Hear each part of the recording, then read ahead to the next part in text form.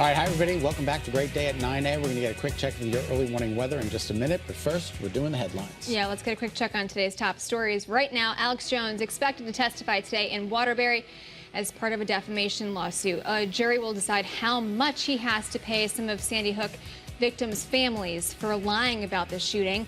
Family members of the victims have already given emotional testimony about the toll Jones's lies took on their lives.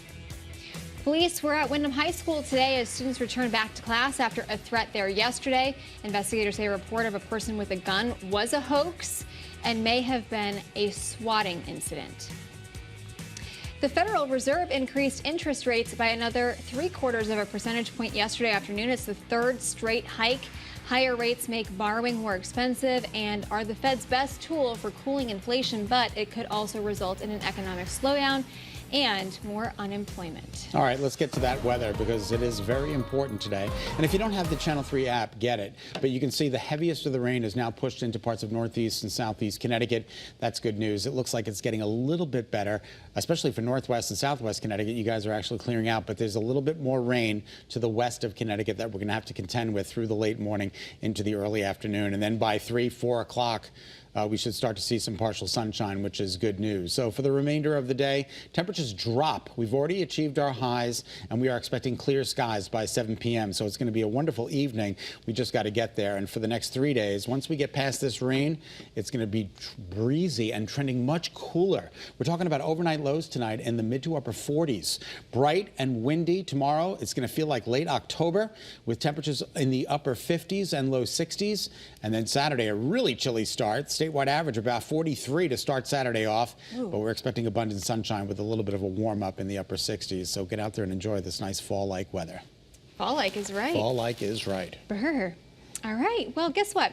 A new exhibit featuring Ukrainian women artists is going on right now at the Southington Community Cultural Arts Gallery. Yeah, it's actually called Volya, which translates to free will. We sent Marcy there to talk to the women behind the exhibit. Check it out.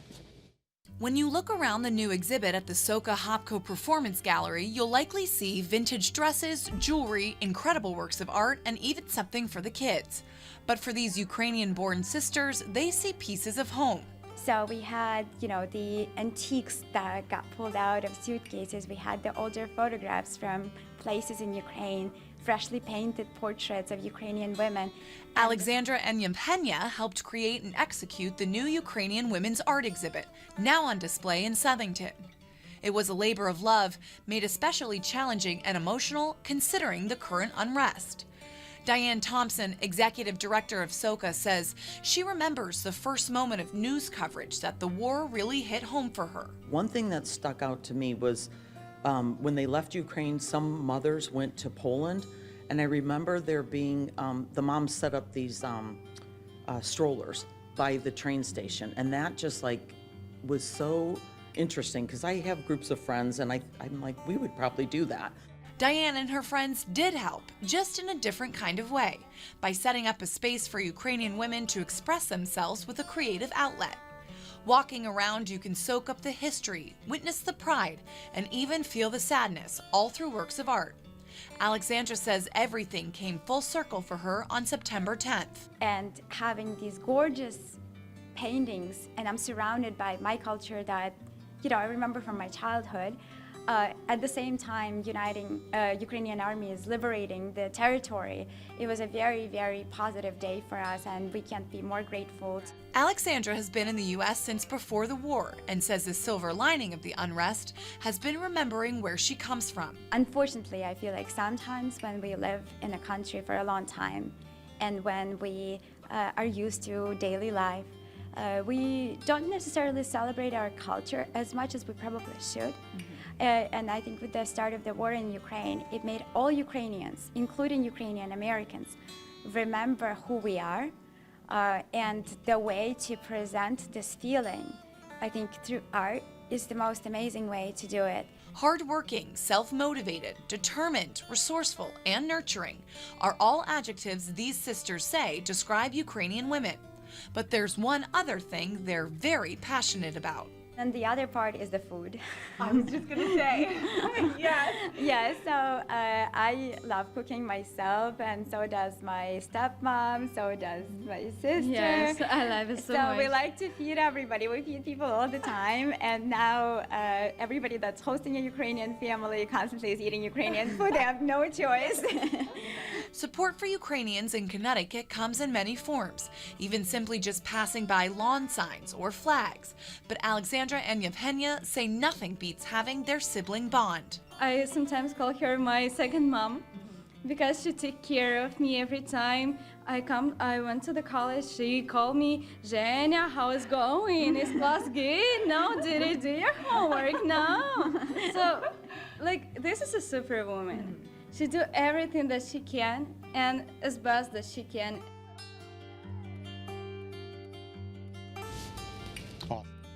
What a sweet moment there Right? between those sisters. Absolutely Yes. beautiful. Very resilient family. All right, you can see the exhibit at the Southington Community Cultural Arts Gallery. Sales from artwork go directly to the artist, and the exhibit also raises money for scholarships. It runs through October 10th. Definitely Terrific. want to go check that out. Absolutely. What else are we checking out? Well, it's time to check in on our mental health. Last week when we talked to psychologist Dr. Saunders, she told us how a regular check-in, even something simple, can make a big difference. So let's do it. Dr. Laura Saunders joining us today. How are you? Happy Thursday, Dr. Laura. Hello, friends, and happy Thursday. How are you? I am well. Thank you for asking. That's good. All right, so a task for the U.S. Preventative Services, which works with the U.S. Department of Health and Human Services, is now recommending all adults 65 years or younger be screened for anxiety. What do you think of this proposal? And what does that mean? Yes, so great questions. Absolutely. I think that, this recommendation is a great way for people to become more aware of their, of anxiety, right? It's a screening tool that primary care doctors would do during your annual visit.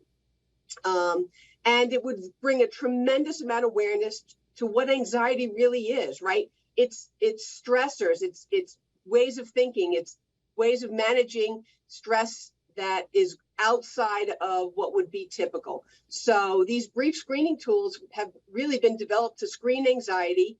They're available for use in primary care. And I think it's an amazing recommendation because many people struggle with anxiety and they think that that's just the way that they have to live, and it doesn't have to be that way. Absolutely. It becomes more of a normal, quote unquote, right, normal part of people's daily lives, and they just expect that that's what they should be dealing with.